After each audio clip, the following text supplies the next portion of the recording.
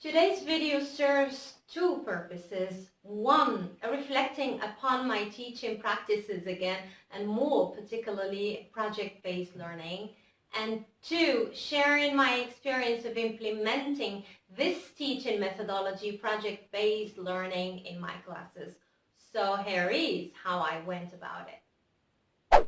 First, the aim behind the implementation of such teaching methodology, project-based learning, was to motivate students to learn the English language, of course, and then to engage them in a meaningful and personally authentic projects through which they give meaning to the learning experiences.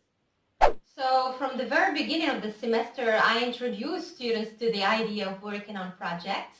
I gave examples of previous projects as well as other examples they could work on, like animated videos, podcasts, e-commerce projects, etc. And to tell you the truth, students found it quite hard to tell what they were interested in, especially that they were supposed to work in groups.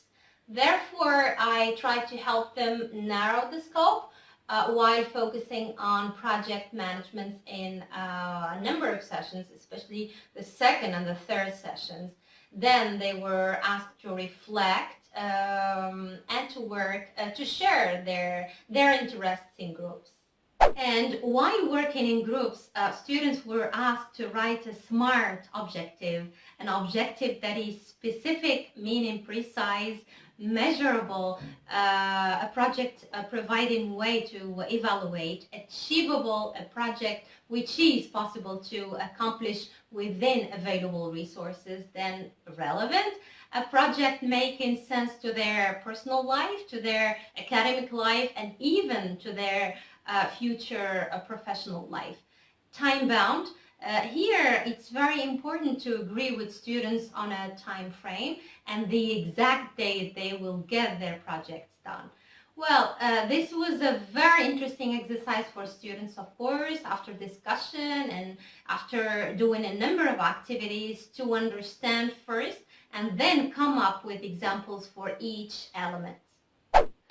Then, students were also introduced to SWOT analysis and were asked to write their own SWOT analysis to specify, of course, the strengths, what they think their positive traits are, to be able, of course, to achieve their projects. Then weaknesses, meaning some drawbacks, they think they will not facilitate the implementation of their projects. As for opportunities, students were encouraged to think outside their project, since opportunities are external factors.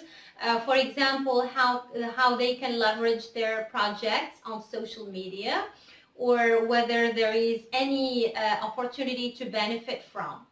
As for threats, which is another external factor, students were invited to think about difficulties they're likely to encounter, like competition, like abrupt changes in technology, or even in global economic conditions, like what happened during the outbreak of COVID-19, for example. After the second and the third sessions, students were asked to discuss their projects further with their group members, to submit their SMART objectives and SWOT analysis. And here it goes without saying that students are learning English, and I all the time think about the integration of the 4 skills: reading, writing, listening, and speaking. And of course, in the activities I talked to you about, students were supposed to discuss, while discussing SWOT analysis and SMART objectives, write while writing them again, and listen. They were also, they were listening to each other, and they were listening to some videos and watching some videos to be able to do some tasks. Well, throughout the whole semester, I introduced different learning material and different themes, like the theme of leadership and the qualities of a good leader. And here students acquired a number of vocab without telling them explicitly that there should be a leader in each team, because after all, it's up to them to choose their own roles within their teams. Then I remember I also introduced an interesting reading passage about American students' projects for their campus sustainability. And this, of course, this was a reading passage. This was meant to practice the reading skill, but it was also meant to give that global dimension to students' projects, and at the same time help them come up to the fact or realize that it's also their responsibility to improve their campus, to improve their students' life, and to take part in the sustainability of their campus. And the best part about teaching is when you can read your students' facial expressions and when you can see that you were able to touch, influence, and motivate them to take actions. And of course, with some feelings of hesitation and reluctance. For the writing skill, I decided to introduce progress report for two main reasons.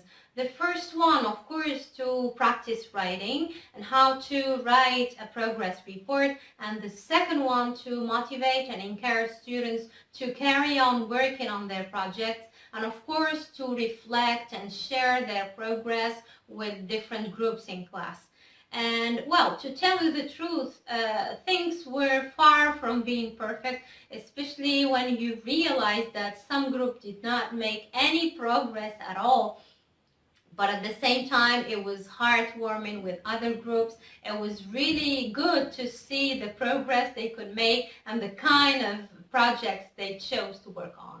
And of course, other lessons which were not necessarily related to their projects were introduced, but no opportunity was missed to ask students about the progress they made, their projects in general.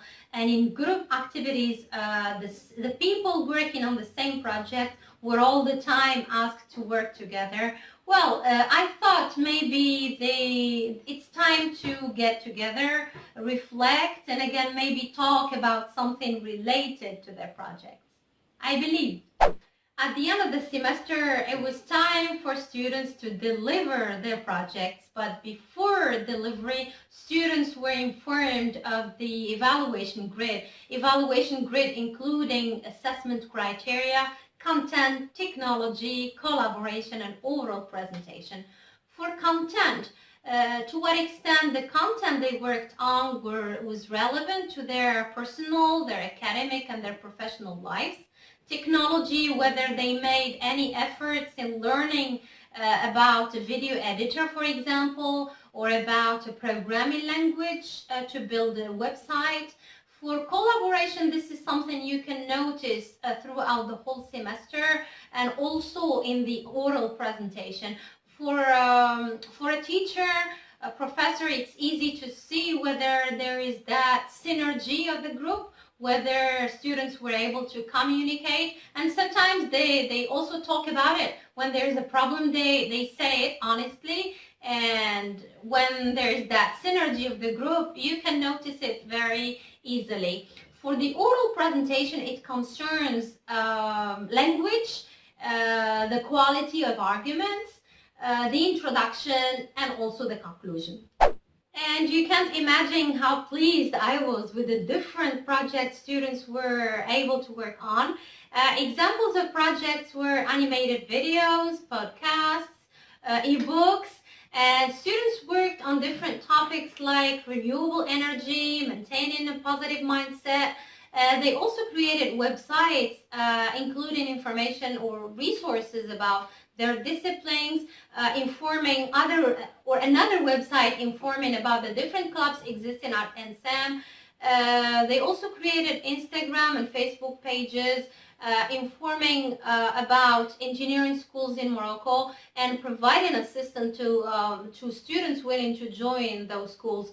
Well, creating Instagram and Facebook pages might seem easy, but believe me, students posted quality documents, very interesting pictures, and they were also able to get or to reach a high number of followers.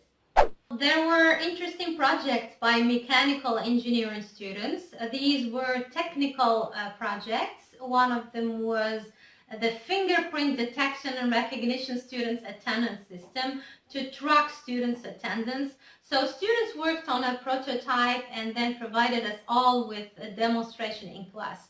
Another project concerned the creation of a gas leak detector, which students think is important for their campus.